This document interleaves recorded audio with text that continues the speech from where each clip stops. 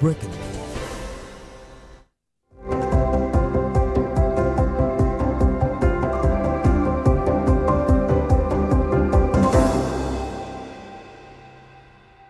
Good morning, and thank you very much for joining us. I am Yori Fulani. Lost my voice a bit, but I think we'll soldier through. And our guest this morning is African farmer Mogaji. Mr. Mogaji is the former chairman of Agric Group, Lagos Chamber of Commerce and Industry. Great to have you again. You're very welcome. Thank you for having me. Our topic this morning is Tinubu's Agric reforms and price stability. We've often heard, in fact, you have said that if we were to pay enough attention, agriculture is a viable outlet from a lot of the problems that we have. Yes. So why isn't it happening? I mean, why isn't it happening? It's an interesting conversation point for us to go over it again. You've been on this topic probably more times than you care to remember. So what exactly is the problem? Tinubu's Agric reforms and price stability, because all sorts of inflations. Yes. There's core inflation, there's food inflation. Is it an overstatement to say that Agric could have a major impact on all of this? No, Agric is the only impact, because right now, people are not talking about anything apart from food because it's basics. It affects everybody. Family instability is happening now because of food insecurity. Okay, so everything is food. If when they eat, you can still appeal to the children, appeal to the wife, but now the wife is not getting enough, the man is not earning enough to be able to buy. You see, but bottom line is we've still not come to a realization that food security should be implemented like going to war. Okay. The war against insurgency. Okay. No stone is left unturned with flushing out the insurgents. A lot of stones are left unturned in food security. We still have food security as production, not productivity. The logistics. We're picking these things in isolation instead of having an holistic and robust conversation. That is one of the reasons why we're not being food secure. Then secondly is we're not having a lot of square pegs in square holes. What do I mean by that? There are a lot of people occupying positions currently that don't have the relevant experience. And what I emphasize on the relevant experience, because in tough times, you need people who have weathered the storms, who have seen the good, the bad, and the ugly, and can position to maneuver things. Not freshers who have ideas. There's a place for people who have ideas, but not for them to steer the wheel.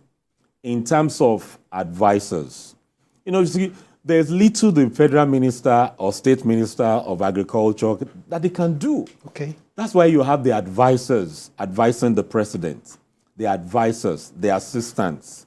My question is, have they gone through storms in this sector to occupy the position in which they are occupying? Do they have practical experience? Have they lost money before? In this economy, anybody seasoned in this country would have lost money. Not that they did not plan. Policy must have. If policy has not happened to you in this sector, you should not sit on any seat to direct. Because policies, the only constant thing in agric sector in Nigeria, spanning over 30 years that I've been monitoring, is that policy must somersault. And name it, you are not immune, no matter how rich or influential you are. That will hit you. Is that a Nigerian thing? Because one often hears this, especially when people invited to foreign direct investment are speaking. They say, well, that place is a very dangerous place. There are policy somersaults you couldn't have predicted for. Now, so I always speak from a balanced perspective. Okay. Now, it's a negative thing that policies keep somersaulting. It's constant that policy must somersault. If you don't plan with policy somersaulting, you are likely to fail. The flip side is, once you know policy must somersault, you can plan with that also. Okay. It took us a long time, losing so much money and relationships to get to that point, but you know it will somersault. What I mean, sometimes it's not deliberate. Okay. Okay, like take for instance, this current administration with what they found themselves. Okay, when you are not in office, you can plan and do permutations. When you get to the office, you go to Discovery Channel. You just find out that, yeah. And when you discover these things, you quickly want to mitigate. You want to just make things go down. But the more you want to reduce the pressure, the more you unsettle a stable system.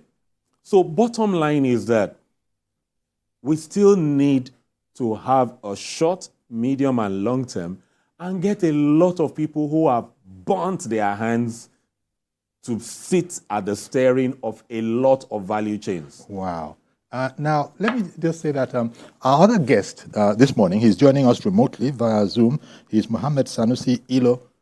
He's an agronomist and the former program manager, Kebbi Agriculture and Rural Development Authority. A fine morning to you, sir, Mr. Ilo.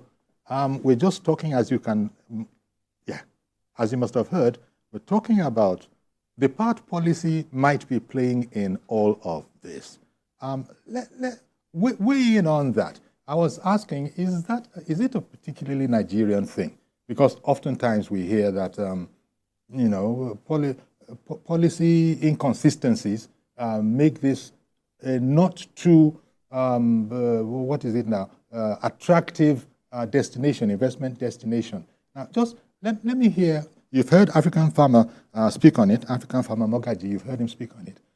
What would be your perspective on this same matter and how agriculture could, do something great for the problem we find ourselves in, Tinubu's agenda? Thank you very much. I think I've heard the last speaker. He has pounded a lot on the issue of policies. In the Nigerian policy history, you find that we have the best policies on paper. When it comes to implementation, a lot of problems are incurred. Okay.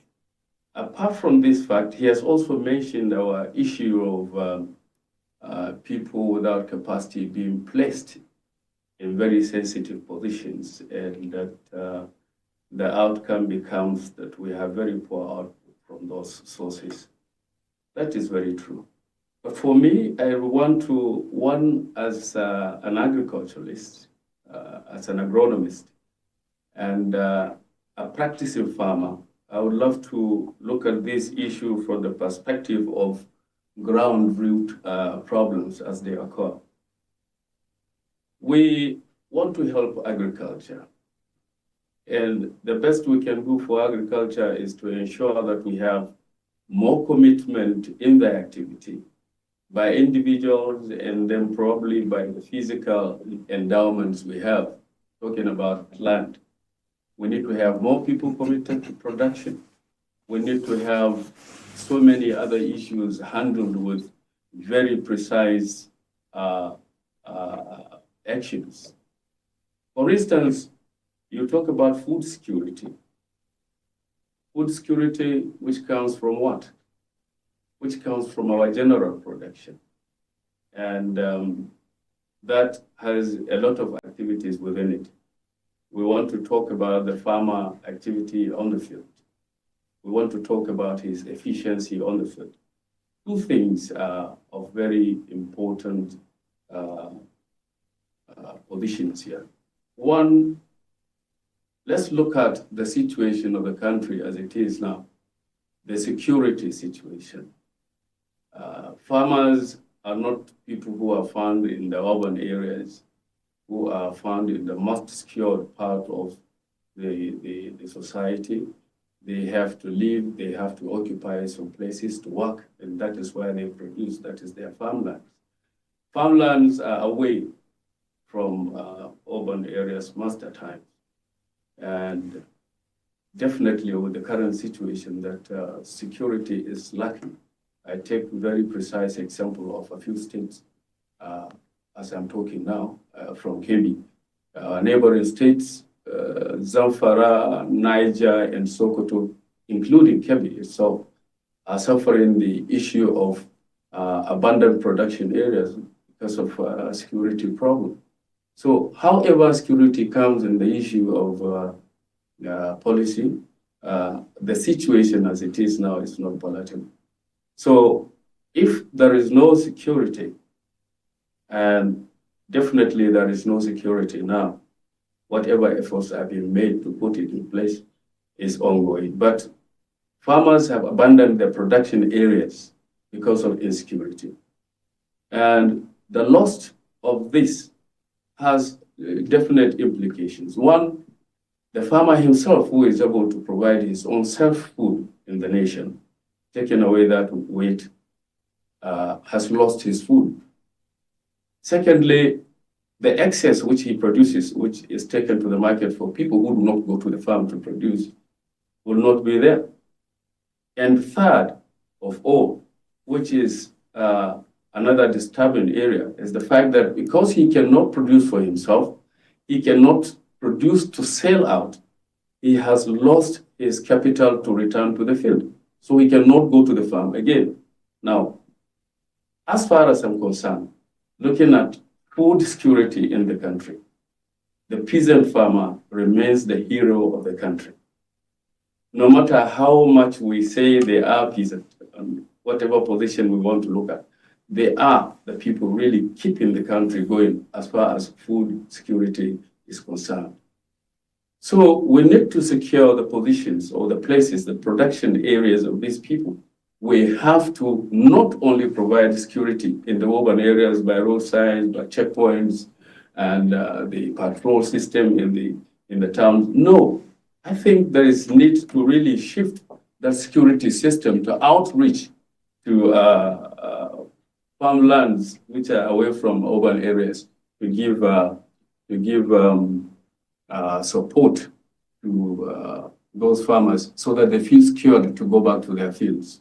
Unless that is done, a lot deal of what comes to the society as food, which ensures food security, is lost, and that is paramount.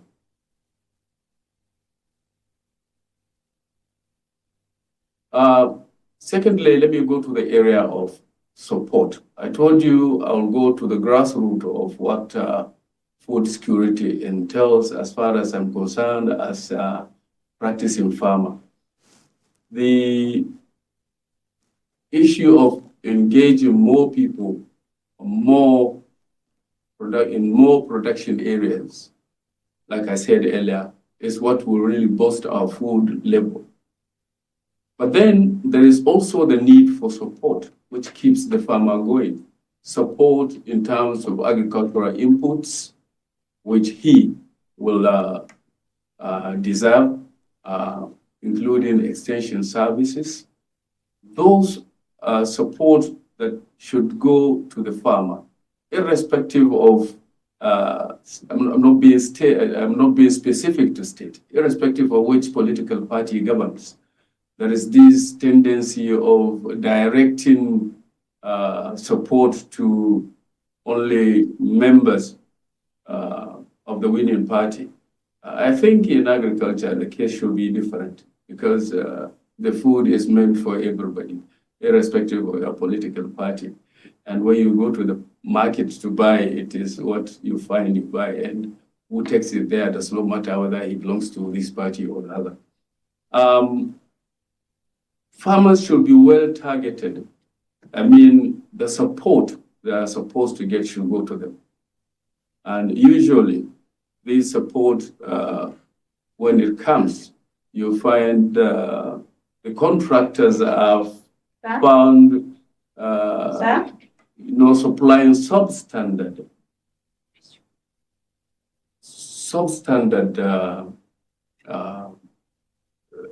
items to the farmer, and as far as inputs are concerned, right?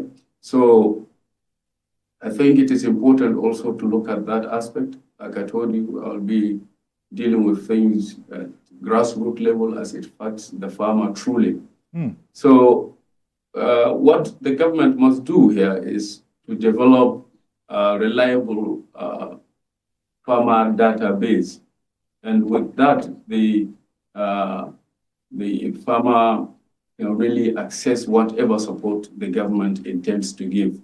Minus that, you find a lot of such support will be missed along the way. And if that is done, all the government effort will not be felt eventually by the farmer. Okay. Well, I think these two issues I feel are very important: the security and support from the government, and then the targeted farmer should really benefit from what is intended. Thank you. All right, then. Thank you very much. We'll come back to you, of course. Now, Mr. Mogaji, what he's saying there, it actually mops up a lot of what you said as well. And I especially noted that aspect of perhaps there are too many people in the sector, in the official agri sector, that really, I hesitate, but I think they refer to colloquially as round pegs in square holes, or if you want, the other way around. And one begins to wonder, is this as a result of the political obligation of our leaders to, behave in a certain way, whereas these are specialist areas that experts say, look, by all means, there might be political aspects to this, but as he pointed out, as Mr. Ilo pointed out, the food that will be produced is for everybody. Yeah. It's not for a member of any particular party, but he said that in there is a tendency to favor certain farmers. Now, that surely cannot be as a result of good advice. And so how do these things happen? And it seems that this crucial, all-important sector is not being treated with the expertise that it calls for. Yes, so when it comes to, it's the people, sometimes not the leaders. Okay. It's the people. I've seen a bit around the governor means well, the commissioner means well, but once it's signed off, the president means well, the minister means well. Once they sign off, okay. They must implement through a system. Yes. It is the people in the system. Basically, no consequences. That's what makes things, go for long. The truth is, based on how Nigeria is, based on what this current administration inherited, there are some positions that we need politicians there. Okay. Even though it's Agric, but we need politicians because a lot of politics has happened. So we need politicians who are administrators. I add that clause. To be able to balance and manage things. Okay? If you bring a technocrat there, the technocrat will fail woefully because he just knows the job. He doesn't understand the politics and the administration. Even recently, we found technocrats come that don't understand that this is mainly politics. Agriculture is politics, even in the US. We cannot separate it. We just need to have people who have the interest of the nation and understand portfolios. Before any presidential aspirant in the US announces they are going for a particular post, especially presidency, it is always announced in the states that have large agricultural concerns. It's politics. So until we understand that and balance it up, put a technocrat in the Ministry of Agriculture, a technocrat, they will be doing a lot of media managing, a lot of media stuff. But when it comes to cascading down, they don't understand it. So what I'm saying is that there are positions and offices within the agric space that politicians must occupy because of the peculiar situations we found ourselves. But all the advisors ought not to be politicians, ought to be technocrats. I engaged a few top advisors, top special assistants, and you say, oh, why don't we go to this institution, this organization, and ask for their backward integration policy, which is standard? What will you hear? Is that part of my portfolio? It is part of your portfolio. You're supposed to help and aid anything. You occupy this position officially, nationally. This is how, but there's a no package project. Packaging project will not make Nigeria food secure. It is understanding your portfolio and leveraging it. Visiting an organization to say, oh, what's your backward integration policy? Because that backward integration is what ensures that the organization funds the farmers, funds the system, reduces money coming from government, and ensures that private sector funding goes in. Check, most of our organizations, multinationals, don't have a backward integration policy that is implemented, is on paper. If you what percentage did you implement last year? Many of them don't have. Some of them have, but they also need to improve. So when you have advisors that doesn't understand that what I'm doing in Nigeria, how is it affecting United States? This policy that the administration wants to implement, how will Netherlands government react to it? So before you take your decisions, these advisors are meant to say to you that, sir, this policy you want to implement would affect our partners in Europe. And so we need to balance all this. And so we're not having many people who have these backgrounds, and that is what is affecting what we have now. Okay. We're going to come back to that, but I'm being told now to take a break. So I'm coming right back. Mr. Mohammed Sanusi Ilo, I'll come to you as soon as we come back.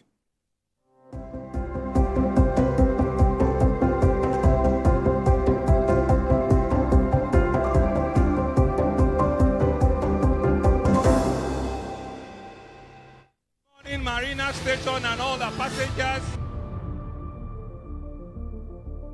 Efficient, it's comfortable. This development will go a long way in reducing congestion and emission. The trains are a long-term solution to Lagos traffic challenges. This is where we take the final, decisions on policies, programs of government. I will have to ensure that, the narration of Lagos as a PLC is taken very, very seriously. This is a major pedestrian bridge linking Oyingo here to Apapa Road over there. With this overpass, we are providing what we call a permanent solution.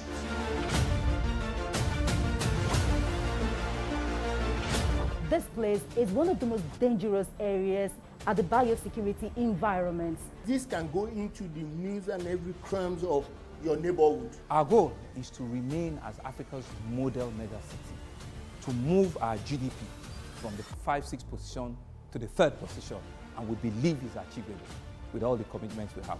Explore the city of Lagos, where dreams are made and possibilities are endless.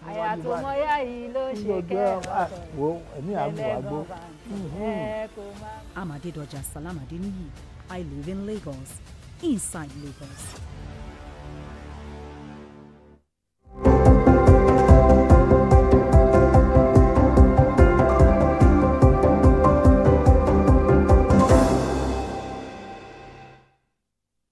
Okay, welcome back. And we're looking at President Tinubu's Agric reforms and price stability.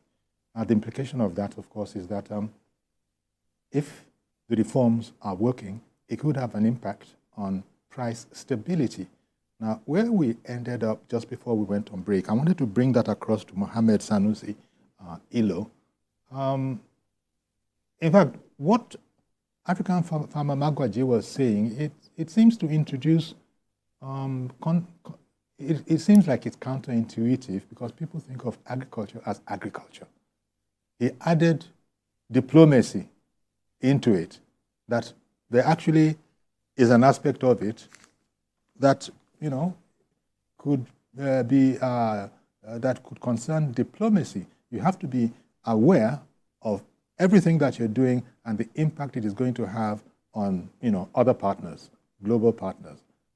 Weigh in on that particular aspect, considering all the, you know, advisors that we have.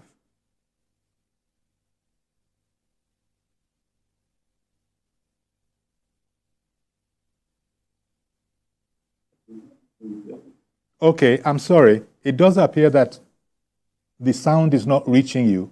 Can you hear me now? Yes, I can hear you now, not very clearly. Not very clearly, so sorry about that. Okay, I can hear you now. Okay, cool. Well, just before we went on break, African Farmer Mogaji was explaining how there's a diplomatic aspect, contrary to what many people might think is the case, to agriculture.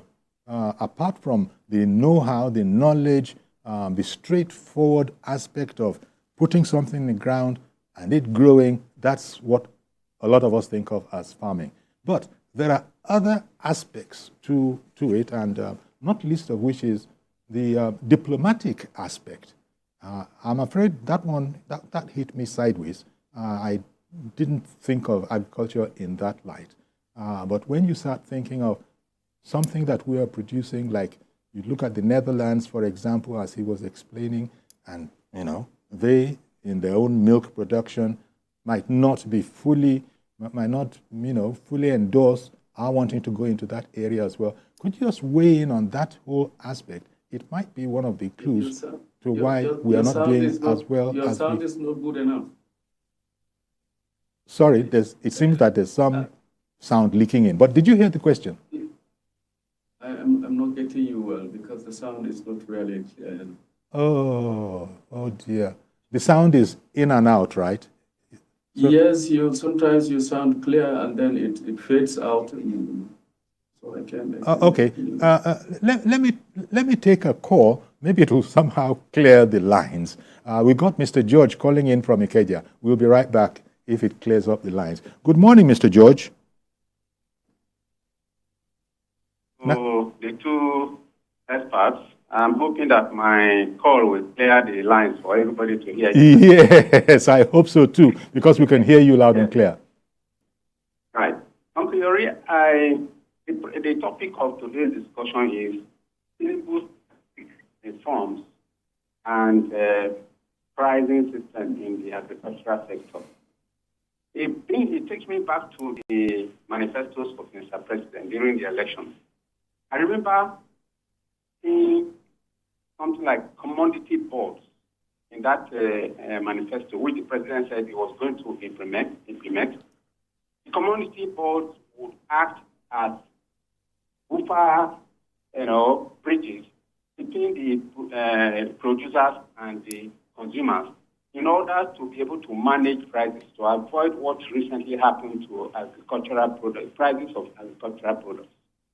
I don't know what has happened to that. The Minister of Agriculture has not even once spoken about that since the administration took off. I know that there is insecurity in the farming system, but the one we are able to produce, why is the community board not coming on board to manage that one, if only to tackle the inflationary trend in that sector? I think you need to help us further, Uncle Yori, to bring somebody in government that can answer this question. Thank you. Well, thank you very much. And let me just check with Mohammed Ilo. Can you hear me better now? I hear you now, but I couldn't really. I heard the last speaker talking about bringing in something like that, but I think as you're speaking now, I heard you. Okay. Now I am having something of a slight difficulty in hearing you myself. But the question was the aspects. Have you heard me You heard me, really? Yes, I can hear you. You can hear me. I can hear you. So I'd like you to weigh on some aspects of agriculture that is not plain to the ordinary person who perhaps might not be a consummate Agric professional, understanding how there are actually diplomatic aspects to agriculture. People might say, what are you talking about, diplomatic aspects? You're on a combined harvester or whatever it is that you're on. What does diplomacy have to do with that? But I've just been hearing this morning that it's actually not like that at all. That there are things that people need to take diplomatic knowledge of, and that might be lacking in some of the experts that we have. They might be expert quite all right within their field, but when you throw it in the mix, are they really, the best that we have? Now, if I understand what you are talking about very well, like the last speaker was talking about the technocrats having to do very well when it comes to doing what they have to do in the office. But getting down the line to outreach to farmers is another thing that you need to know how best to do it, how you relate to them, and probably we talk about, say, for instance, government support to the farmer.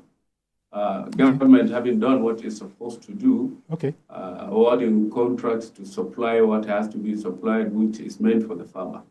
That is one aspect. The other aspect is how very well really can you handle the issue of ensuring that the farmer gets what he's supposed to get at the right time, in the right quantity probably, and the quality he is supposed to get. To the technocrat who sits in the office after being supplied with whatever quantum of liters of, for instance, herbicides or any item, he only can reason with, that's how much I said should be given. But what is the quality of what he is receiving, he doesn't know. Somebody else will have to do that, and you will really have to bring him close to you to understand what that means, to satisfy the standard that is required to be made so that that item will be of benefit to the farmer.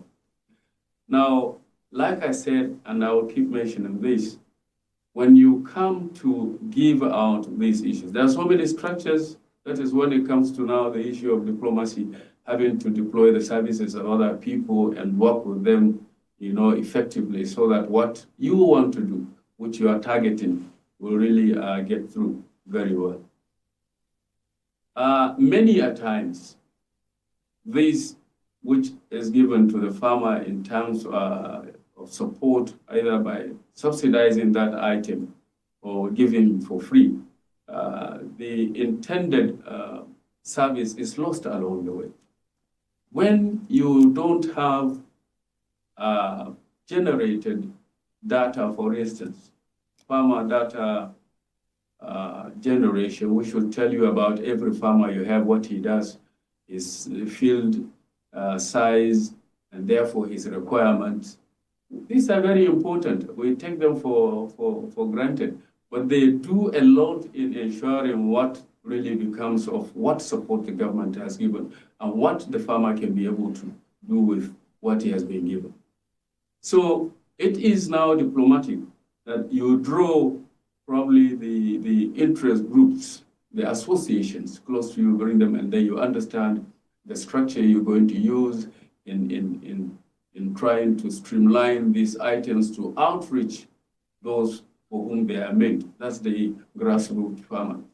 I keep pounding on the grassroots farmer because once you don't find efficiency in the final target or on the final target, being the farmer, a lot of what is being done or that which will be done will be wasted.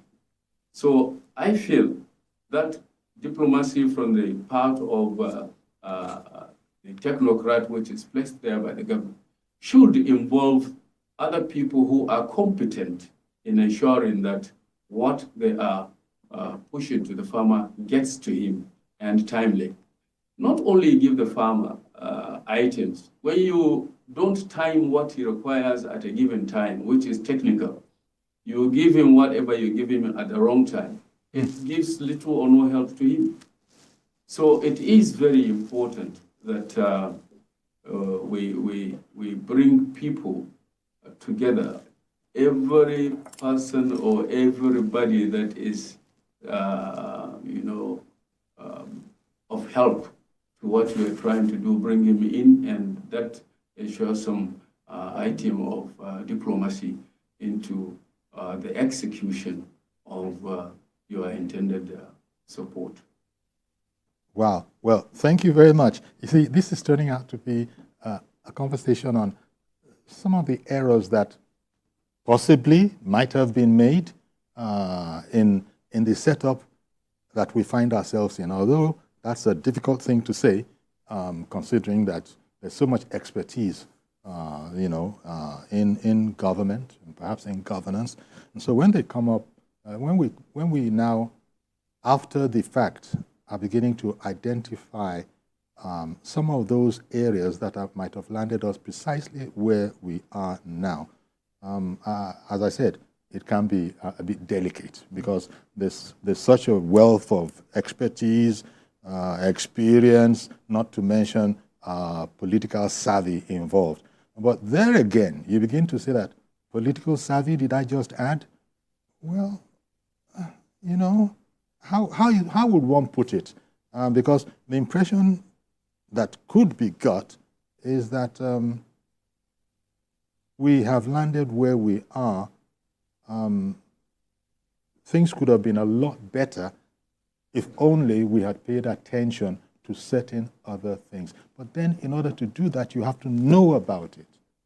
You have to know that these are pitfalls. Mm-hmm. You see, that is where I was saying that it's a difficult thing, because how will you say that those that are up there don't know their onions? So they may know their onions. So take, for instance, you can be an expert in tomato production, but don't have the experience managing tomato project nationally. Okay. Do you get? One moment, please. I'll remember that tomato example because I want to bring in Professor Edmund, who is calling in from Enugu, and I don't want us to lose him. Good morning, Professor Edmund. Oh, yeah. Good morning, Mr. Yori. Yes, sir. Go ahead. Go ahead, please. Yes, good morning, Yori. Thanks for the opportunity. Our pleasure. Please yes, go. I've been listening to the two of your guests. Yes. But it seems that for the average Nigerian and for people watching the television, let's go back to the topic. Tinubu's Agric reforms and price stability. That is the topic. So our emphasis, cautious, should be centered on that topic that we brought out on the screen. Yes. We haven't said that. Let me start by saying that the stomach is regarded as the brain of the body. So what do I mean by that? That the stomach is regarded as the brain. If the stomach is adequately taken care of, the brain will eventually function appropriately. But as it would, many Nigerians are hungry. Nigerians are hungry because of food insecurity. And this food insecurity is as a result of a lot of factors that federal government, state governments, and local governments have not been paying attention to. Because food is not a federal government affair. Agriculture, rather, is not a federal government affair. It is both for federal, state, and local government. So there should be a synergy between these three arms of government. And again, I ask myself, where is commodity boards that we used to have 60s, 50s and 60s? Where is the price stabilization board that used to manage prices in Nigeria? Where is commodity boards that farmers rely on to market their products? So having said that, we've neglected agriculture for so long in this country as a result of oil. We think we breed oil, and that is having a serious negative effect on agricultural sector. And agriculture is a big business. It's a big business, a big-time business. So we must go back to the basics. We must go back to where we lost it. So we've lost it entirely. So I'm glad that the president is talking about reforms. But the reforms are not yet open to Nigerians to know what area of reforms he's talking about. So we want to know. Okay, Professor. Okay, Professor Edmond, thank you very much. And now to return to, I stopped you where you were saying that, for example, a tomato project does require expertise. So you can know about tomatoes, but have you managed a 500-acre tomato farm? You can manage it in the south. Have you managed it in like Gombe, the core north? Climate differs, culture differs. So when you are now put in an office where you are a southern person to administer a national project, and you are used to, fairly small, but now this is scale, the human capital management, the culture shock, you will be bringing experience of south to force it on the north. It doesn't work like that. Or the middle bit. So bottom line is that we need more people with experience and expertise. Your caller and the prof, they both spoken about the commodity boards. Now let's get it fundamentally right. Commodity boards function where government has been involved. If government is not involved in some measure of support, either subsidy or tax reform, government cannot influence or control prices. If you went to source 20%, 30% from the bank or individuals or financial institutions, government can tell you how much to sell. It's market forces. So when we had commodity boards, government was supporting in extension agency, government was not supporting directly.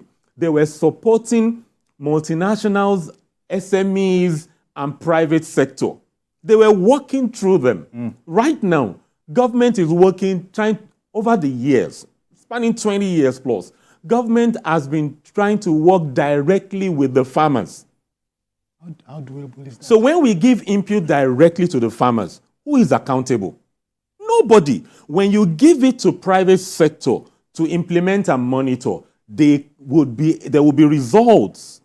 So currently, we cannot, where are the commodities to put the prices on? We don't have enough of almost anything.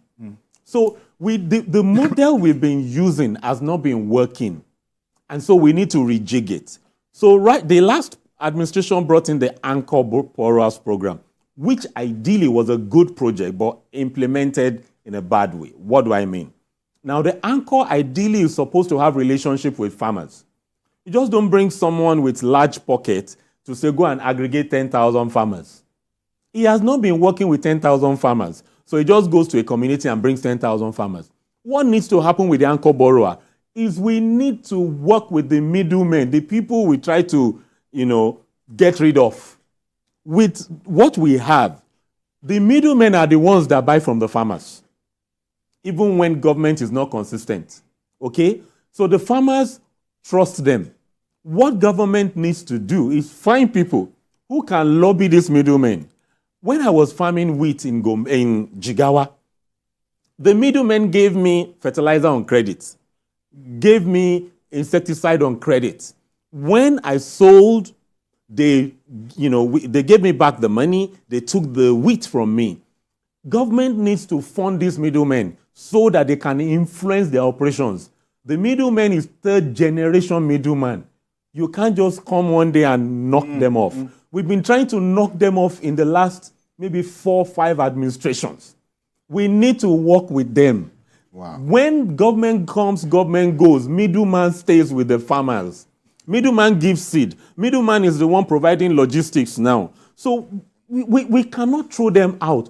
Until we begin to work with these middlemen, we will not be food secure. Everything we do, middleman. Even private sector, when private sector is bringing money, it's the middleman that buys when government interventions, subsidies and co comes. It's the middleman that bails out the private sector. So we have been demonizing the middleman for too long that we need to move our enemies close to us. Politicians do that best. During election, they parley and negotiate. We need to bring the middlemen together and work with them for Nigeria's food security. However unpopular that is. Okay, then. Well, Mohammed Sanusi Ilo, let me give you the last word on this. I can see that you're smiling. Let me give you the last word on this. And I actually was a bit surprised when he, well, I wasn't too surprised because, you see, in the commercial sector, private sector people, they market differently in the South as opposed to the West, to the North, for example. They don't do things because you've sorted out how to, and I was going to mention, let me just mention the product. The fact that you market Omo in a particular way successfully in the South, that's not the way you market it and expect a degree of success in the North. I think that principle was embedded in what African Farmer was saying. When government brings people with the expertise, where is that expertise resident? And are they going to adjust it before going on? Let me leave enough time for you to comment on that aspect. Thank you very much. You see, he has just finished talking about Uncle Borrower program and then what really happens in there, pushing away the middlemen. Middlemen will be replaced in another form. It's not to say they are totally away or out of the system. But the actual middleman you are talking about has always been detrimental to the farmer. The fact that the farmer harvests and the middleman will want to buy the farmer product always at a low price, and then, after a little time, he capitalizes on the ownership of these things and makes the best of profits.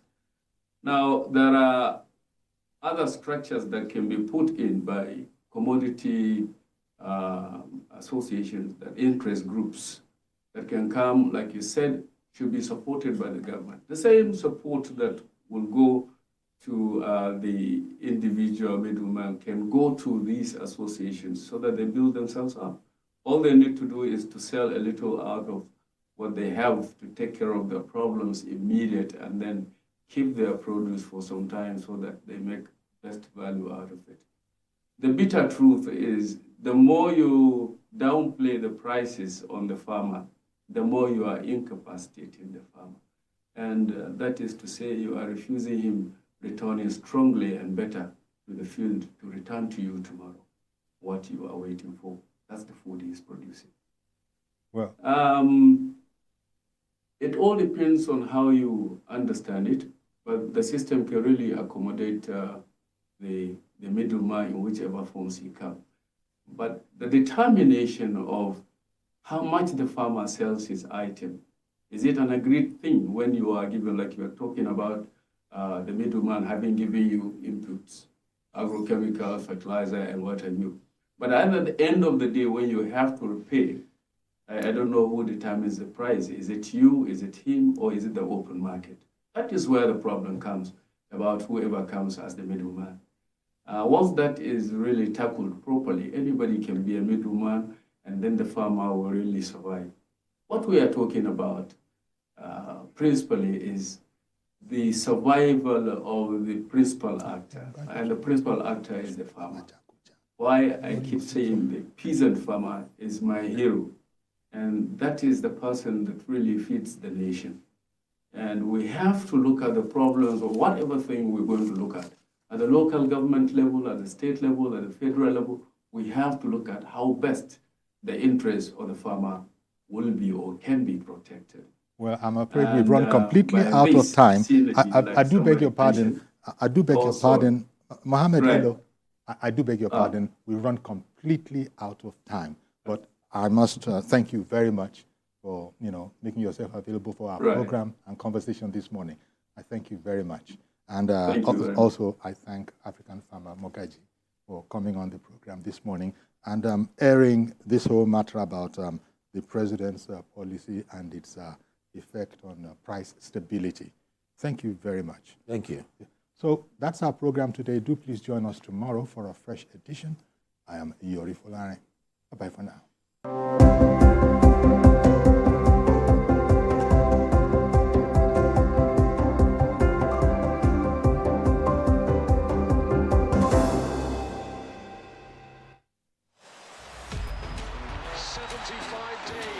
Since the last day of last season, we are ready to do it all again.